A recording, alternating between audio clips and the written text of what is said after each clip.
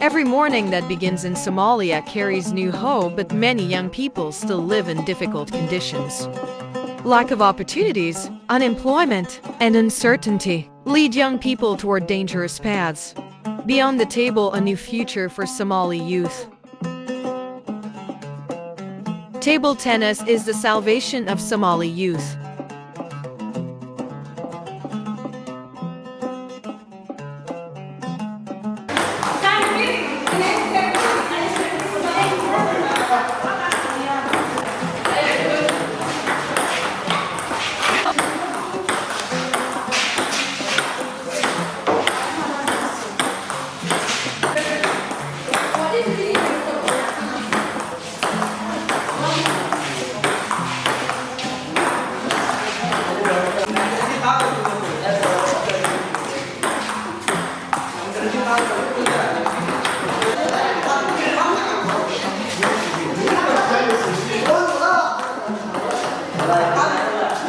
When I first started playing table tennis, I was very shy, but through hard training and encouragement from my coach, I gained confidence. I aim to progress in table tennis from school level to club level, and ultimately represent my country at the national level.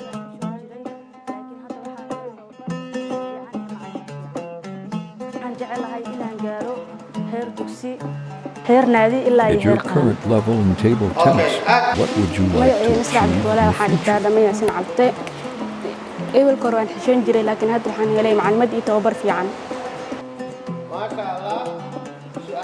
I dream of becoming a Somali national table tennis player.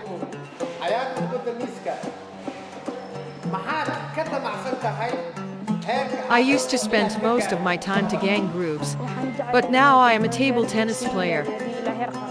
Before I started training, I used to be a member of Street Boys.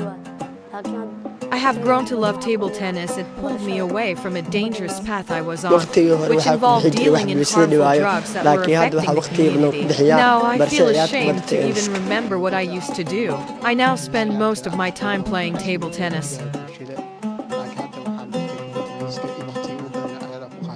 I was a national-level table tennis player before the collapse of the country, and I later served as a national coach.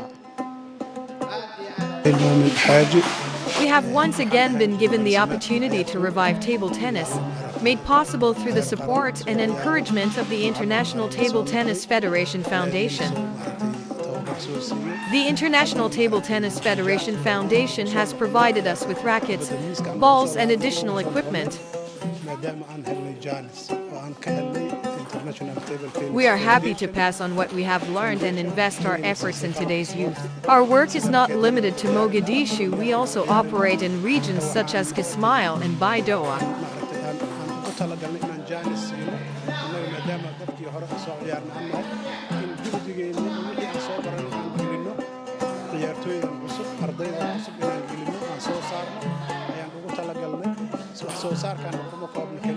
By the grace of Allah, at a time when we were idle and close to forgetting our table tennis skills, the ITTF Foundation encouraged and supported us with equipment such as tables, rackets, balls, and uniforms.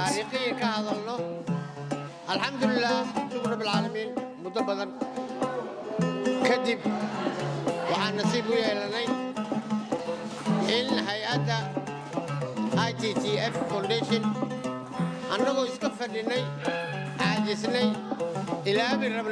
We extend our sincere appreciation for this connection to our lead, Mohammed Ali Guamo. At this facility, we conduct regular training for players at all levels, including beginners, intermediate players, and those with the potential to represent the national team.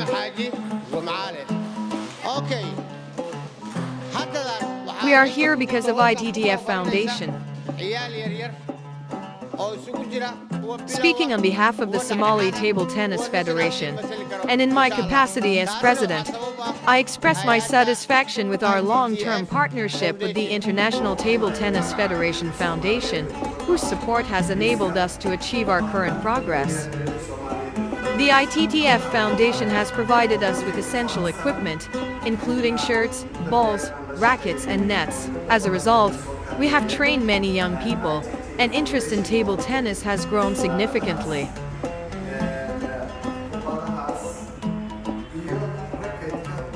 This led to an increase in training sessions and a shortage of equipment. In response, we worked hard to produce tables locally and train young people in how to build them.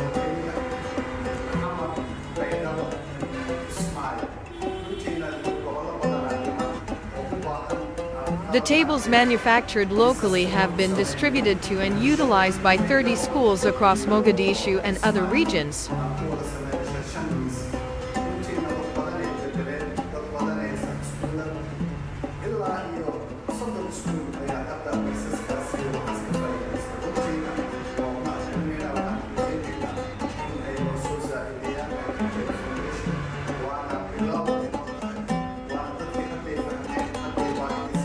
We train new players and have developed a new generation of Somali table tennis athletes. This has been made possible through the support of the International Table Tennis Federation Foundation, who have consistently stood by us. We are truly grateful.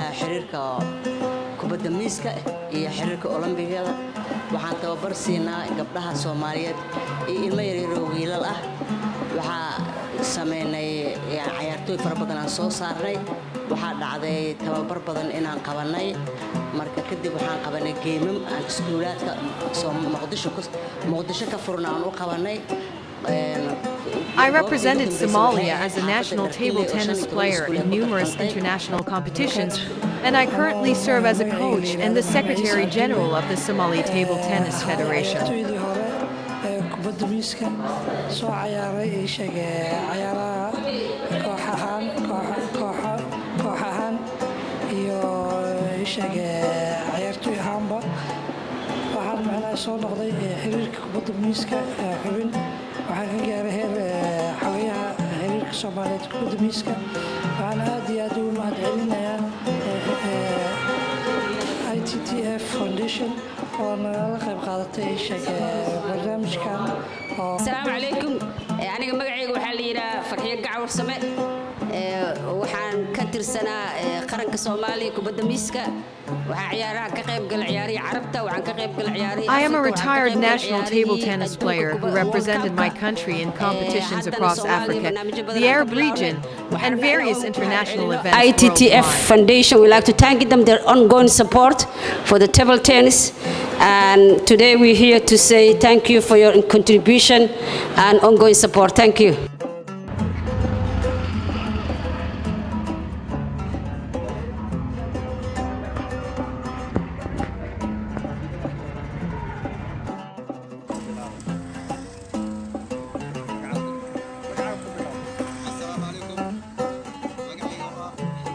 Honestly, we did not know how to make table tennis tables before it was new to us. Now we have learned, and we have trained many young people as well.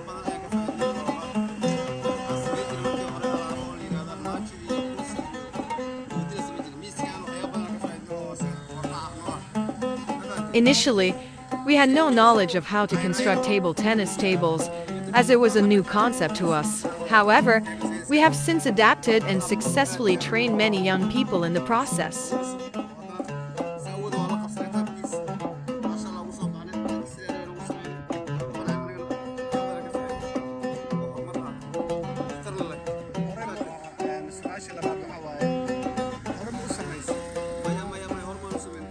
I sincerely appreciate the Somali Table Tennis Federation for motivating me to learn table tennis table production, which has now become a reliable source of income to provide for my family.